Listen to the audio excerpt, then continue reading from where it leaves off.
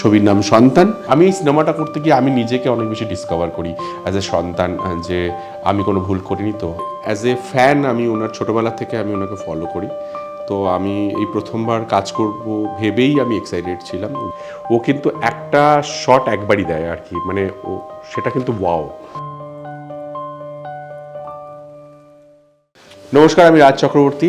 নমস্কার, আমি শুভশ্রী গাঙ্গুলি। প্রথমেই বলে রাখি, যেহেতু মিঠুনদা বাইরে রয়েছেন এবং ঋত্বিক একটা ছবির শুটিংয়ে রয়েছেন, অনেক আগে থেকে ওর কমিটমেন্ট রয়েছে, আমার দুজনের দায়িত্ব পড়েছে তাই ছবির প্রমোশন করার। আমরা ছবির প্রমোশন করছি। 20 ডিসেম্বর এই ছবিটা রিলিজ করছে।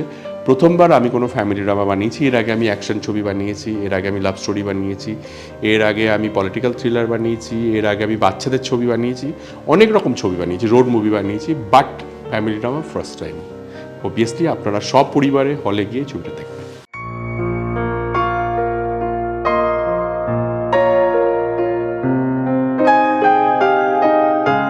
গল্পটা নিয়ে যখন আমরা কাজ করছিলাম তখন আমরা প্ল্যান করলাম যে কে হতে পারে বাবাটা, মানে কে এমন যে বাবাটা হলে তাহলে একটু অন্য লেভেলে নিয়ে যেতে পারে। অবভিয়াসলি মিঠুনদার নাম আসলো সেখানে। মিঠুনদার সঙ্গে আমার ফার্স্ট টাইম কোনো ফিকশন শ্যুট করা। এর আগে আমি ডিভিডি শ্যুট করেছি অনেক বছর আগে। ওনার সঙ্গে আমার খুব ভালো সম্পর্ক।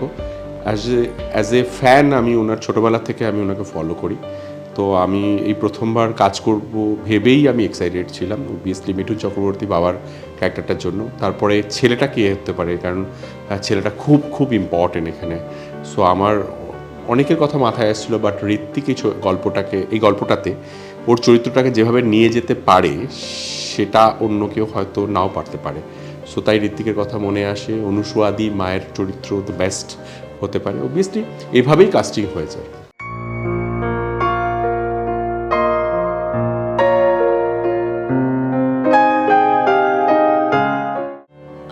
আইনজীবীর চরিত্রে প্রস্তুতি বেশ কঠিনই বলতে পারো।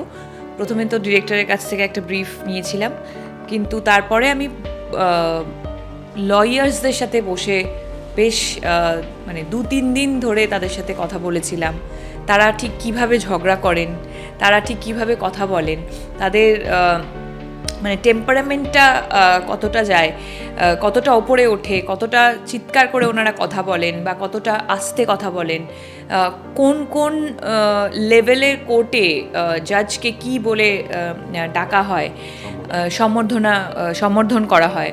সো সেই জিনিসগুলো অবশ্যই জেনেছিলাম এবং তার সাথে সাথে এটা জানতে পেরেছিলাম যে উনি সবসময় বলছিলেন যে আপনারা যতটা ক্যামেরার সামনে অভিনয় করেন, আমাদেরকেও ঠিক এই জায়গায় দাঁড়িয়ে অতটাই অভিনয় করতে হয়।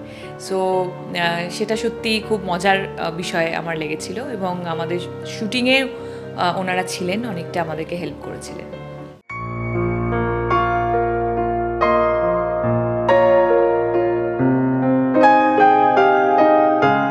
মিঠুনদার সঙ্গে কাজ করবো বলে খুবই এক্সাইটেড ছিলাম। যখন মিঠুনদাকে প্রথম গল্পটা শোনাতে যাই, ও শুনে খুবই এক্সাইটেড ছিল এবং তারপরে ওর নিজের কিছু সাজেশন ছিল, সেগুলো নিয়ে আমরা কাজ করি। স্ক্রিপ্টটা অনেক দিন ধরে লেখা হয় আর কি। সো তারপরে যখন ফাইনাল হয় তখন আমরা ডিসাইড করি একটা ডেট শুটিং করবার জন্য এবং কবে উনি ফ্লোরে আসবে এবং আমি ওনাকে ফার্স্ট শট নেব এবং কীভাবে উনি অভিনয়টা করছেন সেই প্রসেসটা আমি নিজেও এনজয় করব, সেগুলো আমার একটা এক্সাইটমেন্ট ছিল। কিন্তু আমি পুরোপুরি একটা হোমওয়ার্ক করে প্রিপারেশন নিয়ে আমি ইয়েতে গেছিলাম, ফ্লোরে গেছিলাম। আমার অবভিয়াসলি ক্যারিয়ারের ওই বাকেট লিস্টের মতো ছিল যে মিঠুনদার সাথে কাজ করার, অবশ্যই মিঠুন চক্রবর্তীর সাথে কাজ করব, সেই টিক মার্কটা হয়ে গেছে। এবং আমি নিজে শুটিং করতে যাওয়ার আগে আমি মিঠুনদার অভিনয় দেখতে যেতাম, যখন ওনাদের সিনগুলো, বাড়ির সিনগুলো শ্যুট করা হতো, মিঠুনদা, অনুসুয়াদি, সোহিনীদি যখন ওরা পাঠ করতো সেটা দেখতে যেতাম এবং সেখানে গিয়ে মিঠুনদার সাথে অনেক আড্ডা হতো, অনেক গল্প করতাম, জিজ্ঞেস করতাম যে এই চরিত্রটার প্রসেস কী তোমার, বা তুমি এত ছবি করেছো, 400টার ওপরে ছবি করেছো, সেগুলোর প্রসেস কী, সব থেকে কঠিন চরিত্র কোনটা, সব থেকে চ্যালেঞ্জিং কোনটা, তোমাকে মানে বেগ পেতে হয়েছে চরিত্র করতে গিয়ে। তো অলওয়েজ হি ইজ লাইক, আমি মানে জন্মেছি অভিনেতা হয়ে, আমার ওইসব প্রসেস কিচ্ছু লাগে না, আমি একজন অর্গ্যানিক অভিনেতা। আর সত্যিই তাই, মানে এত ডিফিকাল্ট ইমোশনাল সিনগুলো, যেখানে যখন তোমরা ছবি দেখবে তখন বুঝতে পারবে, একদম কোর্টের লাস্ট সিন, সেখানে যে মিঠুনদার যে ডায়লগ বা অভিনয়, শটটা দেওয়ার আগে কিছুক্ষণ আগেই দেখছিলাম উনি গল্প করছেন, আড্ডা মারছেন, তারপরে ডিরেক্টর এসে বললেন যে এবার ওই সিনটা আমরা করব। তো বললো যে ঠিক আছে, just give me 2 minutes and he was just ready. তো ডেফিনেটলি মানে এগুলো শেখার মতো এবং খুবই এনজয়। আর একটা জিনিস ছিল, মিঠুনদার সঙ্গে কাজ করতে গিয়ে প্রথম যেটা খুব ইম্পর্ট্যান্ট ছিল যে মিঠুনদার একটু বড় বড় চুল ছিল, আর আমি চুলটা কাটাতে চাই আর কি, একটু অন্যরকম বাবা দেখাতে চাইছিলাম আর কি। যেহেতু মিঠুনদা এর আগে প্রজাপতিতে বাবা করেছিলেন এবং বাবা ছেলের গল্প ছিল, আমাদের গল্পটা একদমই অন্য ভিন্ন স্বাদের, অন্যরকম একটা গল্প, ভীষণ কন্টেম্পোরারি এই সময়ের গল্প। আমাদের প্রত্যেকের পরিবারে এটা ঘটে চলেছে, 2024-25 চলে এসেছি আমরা, এবং সেখানে দাঁড়িয়ে আমরা এতটাই ওভার অ্যাম্বিশন এবং তার সঙ্গে র্যাট রেসের মধ্যে ঢুকে গেছি যে আমরা ছুটে চলেছি, ভুলেই গেছি যে আমাদের বাড়িতে দুজন বয়স্ক মানুষ রয়েছে যারা সারাক্ষণ আমাদের জন্য অপেক্ষা করছে, একটা ফোন কল বা একবার দেখা হওয়ার জন্য অপেক্ষা করছে। হঠাৎ করে রিয়েলাইজ করছি তখন জাস্ট 2 মিনিটও নয়, মানে 30 সেকেন্ড, একটা মা কেমন আছো, ভালো আছো, মেডিসিন নিয়েছো, কাট, বাবা তুমি খেয়েছো, কাট, মানে 10 সেকেন্ডও কথা বলছি না। সেটুকুও মাঝে মাঝে করে হয়, মানে করে না অনেকে। তো ফলে এরকম একটা গল্পে মিঠুনদাকে আমি চেয়েছিলাম একটু অন্যভাবে। তো উনি পুরোপুরি আমি যা চেয়েছি সেটাই উনি করেছেন, কিন্তু চুলটা কাটতে চাইছিলেন না। আমি বলছি চুলটা কাটো প্লিজ দাদা, প্লিজ, হোটেলের মধ্যে আমার মনে আছে। ঠিক আছে আমি কাটছি, বলি এইটুকুনি কেটেছে, না আরেকটু কাটো, তারপরে একটু উঠেছে, না আমি আর কাটবো না, আমার চুল এটা আমার শখের চুল, একটু কাটো। আর বাচ্চাদের মতো ওকে কনভিন্স করে চুলটা ছোটো করিয়েছি আর কি। হ্যাঁ, তো এইভাবেই আর কি, ও ভীষণ বাচ্চাদের মতো আর কি, মানে ওকে একটু অনেক প্যাম্পার করতে হয়। কিন্তু মিঠুন চক্রবর্তীর সঙ্গে কাজ করতে গেলে তোমাকে অনেক হোমওয়ার্ক করে যেতে হবে, কারণ এত ছবি করেছে, টেকনিক্যালি ও এতটা স্ট্রং, আর ওয়ান টেক আর্টিস্ট।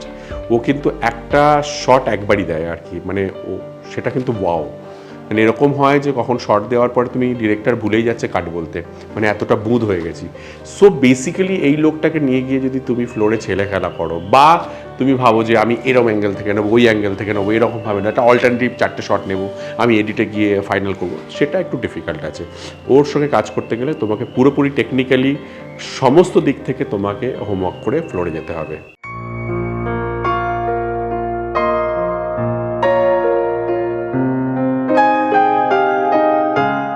না, কোনো অংশে এগিয়ে রাখছি না। আমরা মনে করি যে 4টে বাংলা সিনেমা আসছে এই বড়দিনে, 4টে বাংলা সিনেমায় 4 রকমের। আমি মনে করি যে এটা বাঙালির কাছে একটা অপরচুনিটি। ফেস্টিভ্যালেই নর্মালি এসে থাকে, দুর্গাপুজোর সময়ও আসে আর কি। সো আমি মনে করি যে 4টে ছবি হলে গিয়ে দেখুন, 4 ধরনের ছবি অবশ্যই হলে গিয়ে দেখুন, আপনার যেটা ভালো লাগবে, কিন্তু ছবিটা দেখে ছবিটার সম্পর্কে বলুন, মানে ছবিটা না দেখে তার সম্পর্কে কোনো জাজমেন্ট দেবেন না, এটা আমার রিকোয়েস্ট আর কি। সো যেটা দেখতে ইচ্ছে করে আপনি সেটা দেখুন।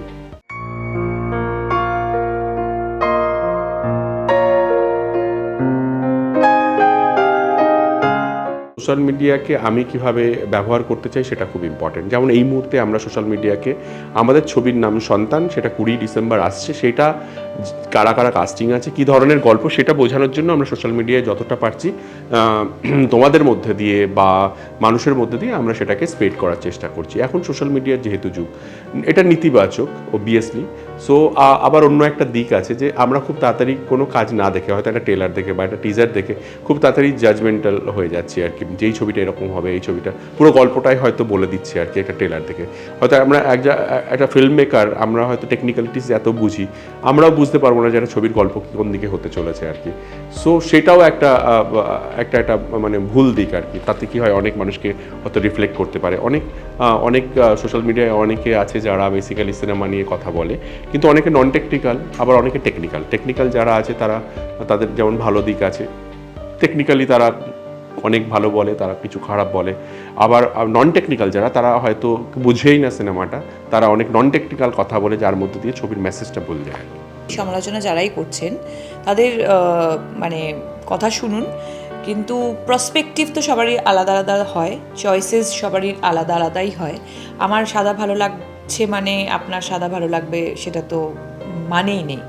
আমার সাদা ভালো লাগছে না বা কালো ভালো লাগছে না মানে আপনারও ভালো লাগবে না সেটা তো নয়। সো আমি যদি এসে আমি কখনোই আমার বন্ধু বান্ধবকে বা পরিচিত কাউকেই বলি না যে এই ছবিটা আমার ভালো লাগেনি, আমি বলি যে যাও গিয়ে দেখে এসো, নিজে এক্সপিরিয়েন্স। এক্স্যাক্টলি, আমিও সেটাই বলছি যে ছবি সম্পর্কে তুমি যদি কোনো মতামত দিতে চাও, বা তোমার যদি কোনো জাজমেন্ট থাকে তাহলে ছবিটা দেখে দাও। হ্যাঁ না, আমি ওনাদের কথা বলছি না, আমি নর্মাল দর্শকদের কথা বলছি যারা এদেরকে দেখেন But এখন- বা এদেরকে দেখে হয়তো ডিসাইড করেন যে ছবিটা দেখবো কি দেখবো না, তাদের কথা বলছি যে ছবি নিজে দেখে নিজে বিচার করুন। না, বাট এখন অনেকে আছে যারা খুব ভালো তারা টেকনিক্যালি কথা বলে আর কি, অনেকে আছে প্রথম প্রথম হয়তো তাদের অনেক সমস্যা ছিল, আমি অনেক সমালোচনা করেছি, বাট এখন তারা অনেকে আছে যারা খুব ভালো কথা বলে আর কি, টেকনিক্যাল কথা বলে, পড়াশুনো করে, বোঝা যায়, সারাক্ষণ সিনেমা চর্চা করে, সেটা খুব ভালো, আমি সবাইকে সাপোর্ট করি। বাট যেহেতু আমি এই ইন্ডাস্ট্রিতে বিলং করি, তো আমার একটা অবভিয়াসলি সবসময় থাকবে যে সিনেমা দেখে কথা বলো, সিনেমা নিয়ে কথা বলো, সিনেমার ভাষা নিয়ে কথা বলো, সিনেমাটা জেনে কথা বলো, এটা আমার অবশ্যই এটা একটা বলা থাকবে।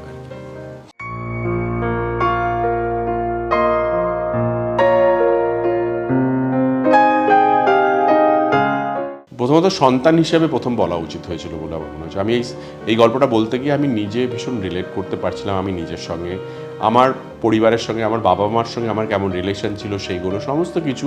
আমি গল্প যখন স্ক্রিপ্ট লেভেলে কাজ হচ্ছিল আমি প্রথম দিন থেকে ইনভলভ ছিলাম। সো আমার খালি মনে হচ্ছিল যে বাবার সঙ্গে আমার সম্পর্ক কেমন ছিল, কী সমস্যায় আমার বাবার সঙ্গে আমার হয়তো কখনো ঝগড়া হয়েছে, কখনো মনোমালিন্য হয়েছে, সেগুলো আমি বোঝার চেষ্টা করছিলাম। আমি এই সিনেমাটা করতে গিয়ে আমি নিজেকে অনেক বেশি ডিসকভার করি অ্যাজ এ সন্তান, যে আমি কোনো ভুল করিনি, তো আমার যদি কোনো ভুল হয়ে থাকে তাহলে সেটা এখন আমি রিয়েলাইজ করছিলাম যে নো, দিস ইজ রং। আর সবসময় বাবা মারা একটা কথা বলতেন যে তুমি যখন বাবা মা হবে, যখন তোমার সন্তান হবে, তখন তুমি বুঝতে পারবে যে আমি তোমায় কি বলছি। আর সত্যি সত্যি যখন আমার দুটো সন্তান হচ্ছে তখন আমি বুঝতে পারছি বাবা মারা কি বলতো আর কি। হ্যাঁ, আমার ক্ষেত্রেও তাই, একজন সন্তান হিসেবেই যখন থেকে স্ক্রিপ্টটা শুনেছি তখন থেকেই মানে রিয়েলাইজেশন বা রিলেট, গল্পটার সাথে হয়তো কোনোভাবেই রিলেট করতে পারছি না, বাট সন্তান হিসেবে সারাক্ষণ এটা মনে হয়েছে যে ঠিকঠাকভাবে যত্ন করতে পারছি, তো দিনে যদি 2বার ফোন করি তাহলে আরও 10বার অ্যাড করে দিই সেটাতে, যদি মানে যা যা করি তার সাথে যেন আরও বেশি পার্সেন্টেজ যদি অ্যাড করা যায়, সেটা যদি হতো। এবং আমার মনে হয় প্রত্যেকে এইভাবেই ভাবতে শুরু করবে এই ছবিটা দেখার এই ছবিটা সন্তান দেখার পরে, যেমন কালকে আমাদের একটা স্পেশাল স্ক্রিনিং ছিল, সেটা দেখার পরে কিন্তু সবাই, মানে তুমি যদি এক্সপিরিয়েন্স করতে ভালো হতো যারা, মানে কালকে সিটে জায়গা নেই, সিঁড়িতে বসে দাঁড়িয়ে মানুষ 2 ঘন্টা 17-18 মিনিটের ছবি সেটা দাঁড়িয়ে দেখেছে, এবং ছবিটা শেষ হয়ে গেছে, এবং পুরো ছবিটা যতক্ষণ চলেছে কেউ বাইরে যায়নি। হ্যাঁ, ব্রেক হয়েছিল ফর 5 মিনিটস, কেউ ওয়াশরুমেও যায়নি, টয়লেট করতেও যায়নি, এবং ম্যাক্সিমাম লোকজনের কথা বলছি। এবং ছবিটা যখন শেষ হয়ে যায় সবাই 15-20 মিনিট ধরে ওই সিটের মধ্যে বসে থাকে।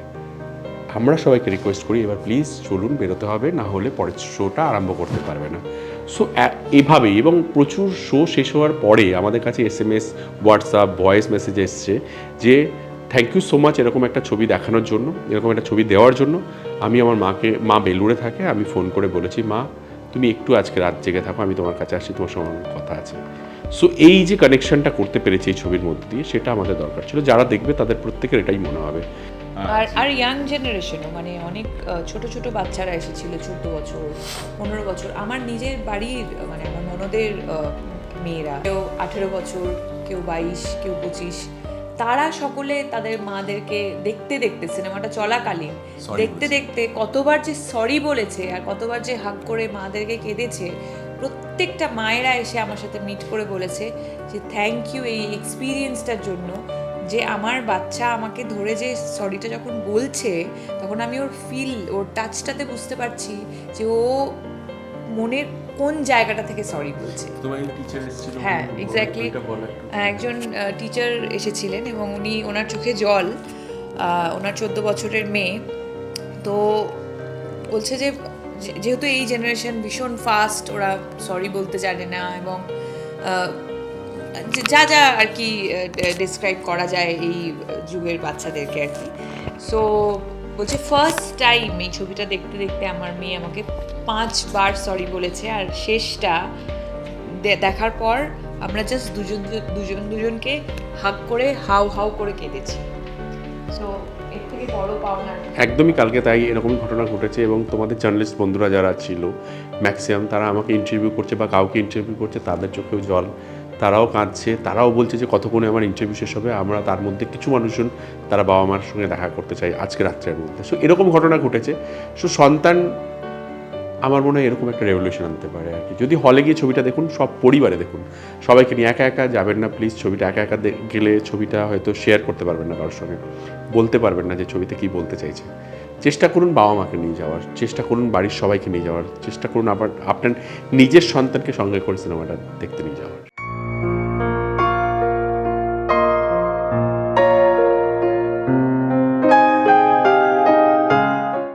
একদম এফেক্ট ফেলে না। আমরা যখন ফ্লোরে ঢুকি প্রফেশনাল আমরা, আমাদের যদি আর আমার মনে হয় মানে এতগুলো ছবি বিয়ের পর আমরা করে ফেলেছি, এতবার এই প্রশ্নটার উত্তর দর্শক জানেন যে আমরা খুবই প্রফেশনাল। এত বছর ধরে আমরা এই ইন্ডাস্ট্রিতে আছি, এত বছর ধরে আমরা কাজ করছি, তো আমরা আমাদের কাজটাকে খুবই ভালোবাসি। আমার মনে হয় কেউই কোনো কোনো মানুষই তার কাজের জায়গায় অনেক অনেক প্রফেশনে আছে, তারা হয়তো হাজব্যান্ড ওয়াইফ, তারা দুজনে হয়তো লয়ার, হয়তো দুপক্ষের হয়ে লড়াই করছে।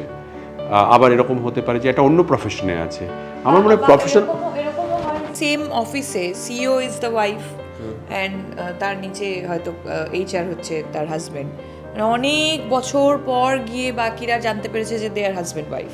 সো এটা ম্যাটার করে না, এগুলো হচ্ছে প্রফেশনালিজম। যদি এই প্রফেশনালিজমটা না থাকে, আমি যদি ফ্লোরে বা আমার কাজের স্পেসে গিয়েও যদি আমি হাজব্যান্ড ওয়াইফের মতো রোল প্লে করি, তাহলে তো আমাদের কাজটাকে হ্যাম্পার করবে। আমরা সেটা আমরা জানি আমাদের কখন কোন রোলটা প্লে করতে হবে। হ্যাঁ, অনেক গল্প হলো, অনেক কথা হলো, অনেক ইনফরমেশন দেওয়া হলো। প্লিজ 20 ডিসেম্বর সন্তান রিলিজ করছে, বড়দিনের সপরিবারে সবাইকে নিয়ে গিয়ে হলে আপনারা এই ছবিটা দেখুন, আপনাদের সবার খুব ভালো লাগবে, কথা দিচ্ছি। বড়দিনের বড় ছবি সন্তান, সবাই সিনেমা হলে এসে 20 তারিখ থেকে অবশ্যই দেখুন।